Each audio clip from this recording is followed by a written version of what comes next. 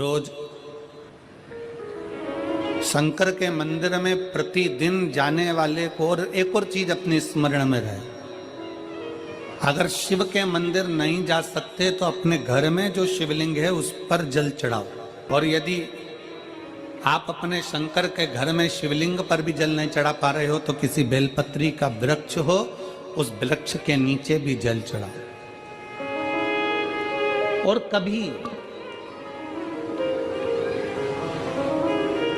मौका मिल जाए, कभी भगवान शंकर की बड़ी करुणा हो जाए, भगवान शंकर की बड़ी उदारता हो जाए, भगवान शंकर की बड़ी कृपा हो जाए, बड़ी कृपा हो जाए,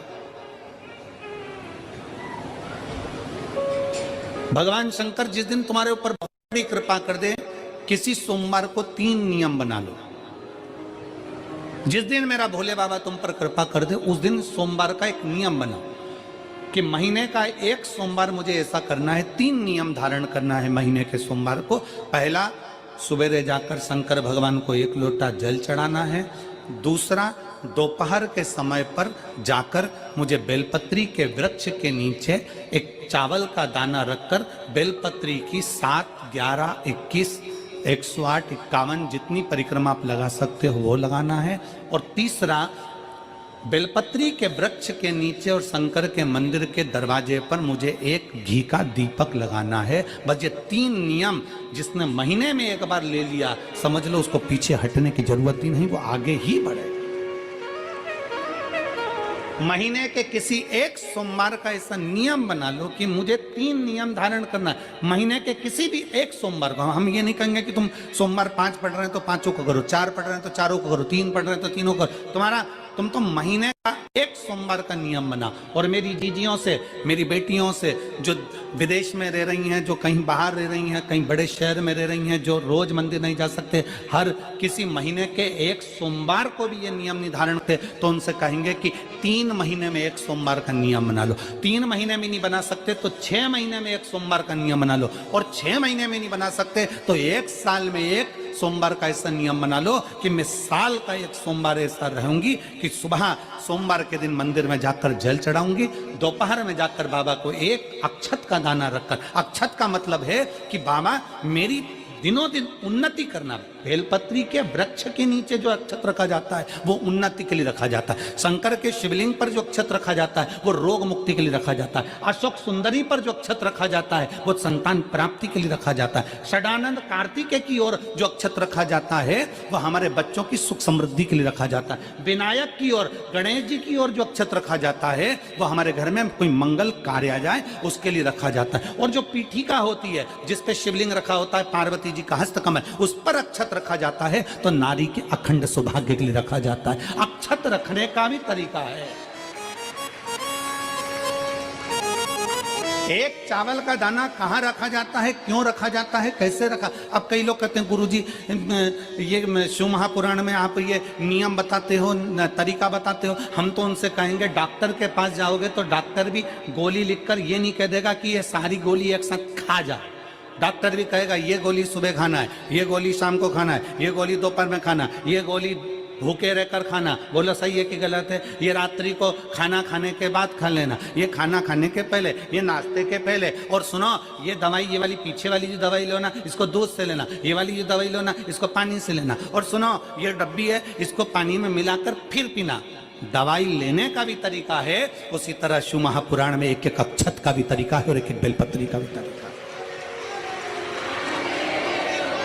अब मान लो कई लोग कहते हैं गुरुजी आप ये तरीका बताते हो शिव पुराण के माध्यम से, कई लोगों के मन में संशय जागता है, तो अगर हम एक साथ चावल चढ़ा दे तो उसका क्या तरीका है? तो हमारा निवेदन है डॉक्टर जो दवाई ले एक ही बार में निपटा जाए, एक ही बार में खा ले। दवाई एक बार में पूरी खा गए असर नहीं करेगी, इसमें डॉक्टर का कोई दोष नहीं है। उसने तो बताया था ऐसे लेना, ऐसे लेना। और तुमने, मैं डॉक्टर साहब ने पूछा दवाई पूरी ली, शाम की दवाई भूल गई थी, सवेरे की दवाई भूल गई थी, ये दवाई भूल गई थी। डॉक्टर कहेगा हमने तो नियम बताया था, तुमने नहीं खाई तो असर कहाँ से करेगी? तुम असर कब करती है? जब हम पूजन के तरीके को जान जाए, जब हम अर्चना के तरीके को जाए।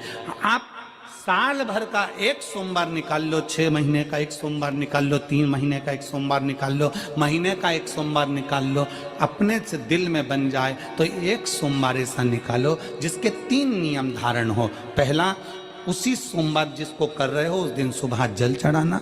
दूसरे, दोपहर के समय पर जाकर बेलपत्री के वृक्ष के नीचे एक चावल का दाना रखना। और परिक्रमा बेलपत्र की जितनी तुमसे बन जाए, जितनी तुम्हारे शरीर की कैपेसिटी हो, जितना तुम्हारा शरीर चलते बन जाए।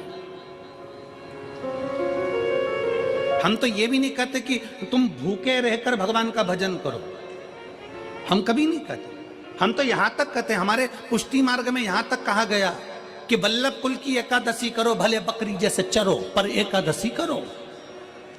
हम तो यहां तक कहते हैं कि बहुत समय से कल मेरी एकादशी है, एकादशी है, एकादशी है, एकादशी है, पूरे घर को हिलाकर रख दिया, एकादशी है, एकादशी, एकादशी है। बहू टेंशन में, बेटा डिप्रेशन में, पति पपीता ला ला के, सेव फल ला ला के, मूंगफली का दाना ला ला के, काजू कतली ला ला के, सेव फल ला ला के, और सारा सामान, साबूदाना और खिचड़ी और ना चिप्स ना जाने क्या क्या ला ला के, बेचारा पति एकादशी आती है वो नौमी से चिंता में पड़ जाता है।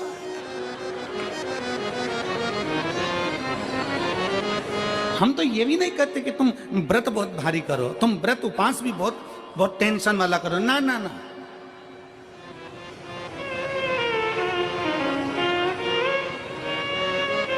अपने को व्रत उपास भी इतना बहुत बहुत भूखे रह रहे हो, बहुत प्यासे रह रहे हो, और मालूम पड़े कि भगवान हमें मिलेगा, भगवान हमें मिलेगा। भगवान कहता है कि देख भाई, मैं भी भूखा नहीं रहता, तू भी भूखा मत रहे, मैं भी चकाचक रहता हूँ, तू भी चकाचक रहे, मैं भी अपने। और भगवान शंकर तो ये भी कहते हैं कि अपना परिवार भी मत छोड़ो। मेरे पास में पार्वती भी, एक ही देवता है जो विद फैमिली मंदिर में बैठता है। शंकर जी हैं तो पार्वती जी है, तो गणेश जी हैं, तो कार्तिकेय जी हैं, तो नंदी है, सब मंदिर के अंदर चाहिए। शंकर भगवान अपने पूरे परिवार के साथ। शंकर जी तो ये कहते हैं अकेले तुम क्यों रहते हो। शिव जी की एक बात अपने ध्यान में रखना, कितनी सुंदर बात है शंकर भगवान की, बहुत ध्यान में रखिएगा। आप जौहरी नहीं हो, हीरे को नहीं परख सकते। हम भी जौहरी नहीं है, हम हीरा को नहीं समझ सकते। पर भगवान शंकर ने पृथ्वी पर जिसको जन्म दिया उसको जौहरी बनाकर पैदा किया है, उसको जौहरी बनाकर भेजा है कि आप भले हीरा को न समझो चलेगा, पर अपने नजदीक में कोई दुखी है तो उसकी पीड़ा को जरूर समझना। भगवान शंकर कहते हैं उसकी पीड़ा का स्मरण रखना।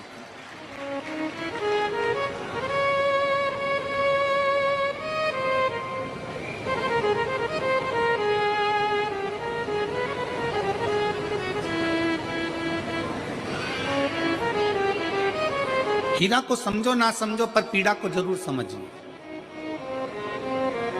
किसी के दर्द को जरूर समझिए, किसी के दुख को जरूर समझिए, किसी की तकलीफों को जरूर समझिए। पशुपतिनाथ का व्रत करते हो आप, 16 सोमवार का व्रत करते हो आप, संकट सोमवार का व्रत करते हो आप, शिवरात्रि का व्रत करते हो, सोमवार की अष्टमी का व्रत करते हो।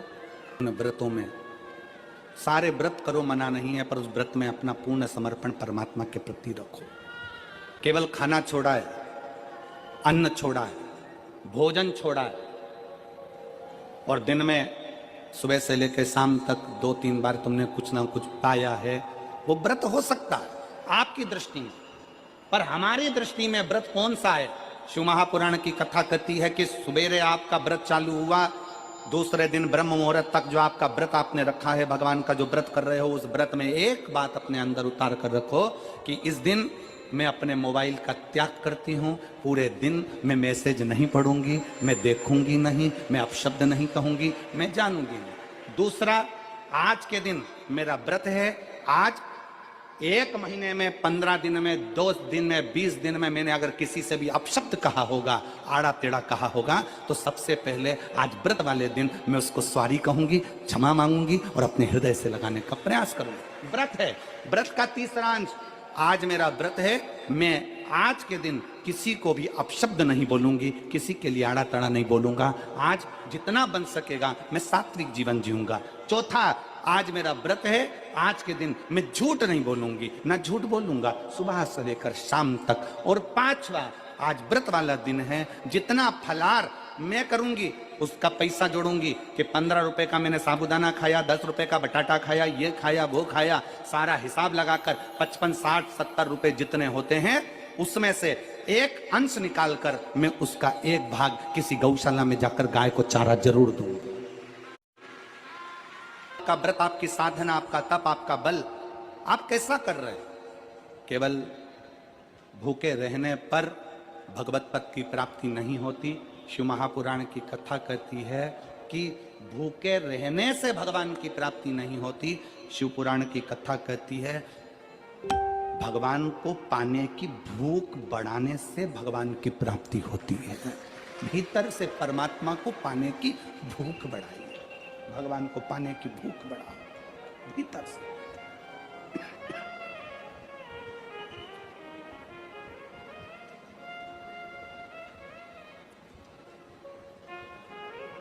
व्रत करो मना नहीं, तप करो मना नहीं, साधना करो मना नहीं, पर उस तप साधना में व्रत में परमात्मा को पाने की ललकता हो आपके भीतर, भगवान को पाने की ललकता हो आपके भीतर, भगवत पद को पाने की ललकता हो आपके भीतर, तो भगवान। हाँ, पुराण की कथा एक बड़ी सुंदर बात कहती है, व्रत आप करते हो, उपास आप करते हो, नियम आप लेते हो, पूरा किसको करना पड़ता है? तुम्हें नहीं। व्रत आप करते हो, उपास आप करते हो, नियम आप लेते हो और पूरा देवाधिदेव करते हैं, भगवान शंकर करते हैं। बस इतना जरूर याद रखें कि जैसे कुछ प्राप्त हो भी गया तो शिव को धन्यवाद देकर शंकर के दरवाजे पर जाते रहना, यह हमारा कर्तव्य है।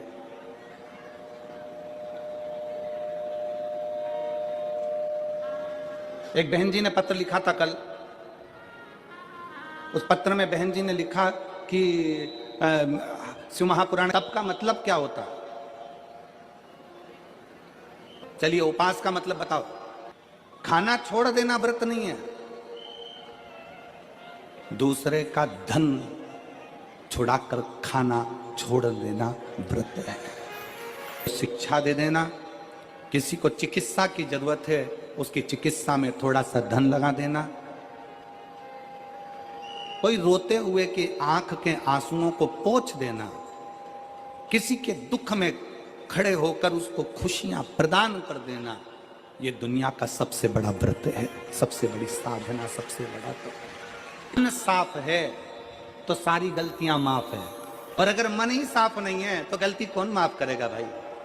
हम भी तो अपनी जिंदगी में एक नियम बना सकते हैं कि मैं श्री शिवाय नमस्तुभ्यम का जाप करूंगी, मेरी कॉलोनी में कोई शंकर जी का मंदिर है, हम 5-10 महिलाएं प्रत्येक सोमवार को 10 मिनट बैठेंगी, शाम के समय प्रदोष काल में 6 बजे 6:30 बजे बैठेंगे, 6:45 बजे 15 मिनट बाद उठ जाएंगे, श्री शिवाय नमस्तुभ्यम का जाप करेंगे, शंकर जी को भोग लगाएंगे। अगर एक हफ्ते में 5 सोमवार पड़ते हैं तो 5 महिलाएं अपना नियम बना ले कि आज का प्रसाद थोड़ा सा, कुछ भी शक्कर, खड़ी शक्कर, कुछ भी मैं लेके आऊंगी, माँ भोग लगाएंगे, अपन 5 मिलकर श्री शिवाय नमस्तुभ्यम जपेंगे, प्रसाद बांट देंगे, अपने घर चले जाएंगे। ज्यादा ढोंग प्रपंच नहीं, दिखावा नहीं, कोई एक नियम। हमारे नजदीक में शंकर जी का मंदिर है, हफ्ते में एक बार नियम बनाएंगे, उस मंदिर में सफाई करेंगे, हफ्ते में एक बार नियम बनाएंगे, अपने नजदीक के शंकर के मंदिर को साफ करेंगे, क्लीन करेंगे। एक नियम अपने अंदर बनाओ शिव के प्रति।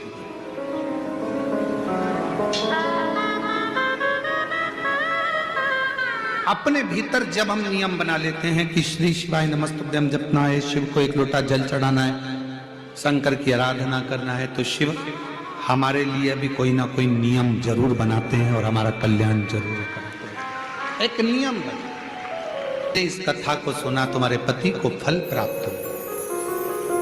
कलिकाल में संसार में जो शिव महापुराण की कथा को सुनता है, श्रवण करता है, करवाता है, बांटता है, सुनता है, वो जितने जीव इस कथा को श्रवण करने आते हैं, केवल उनका ही नहीं, उनकी 71 पीढ़ी का कल्याण शिव पुराण की कथा का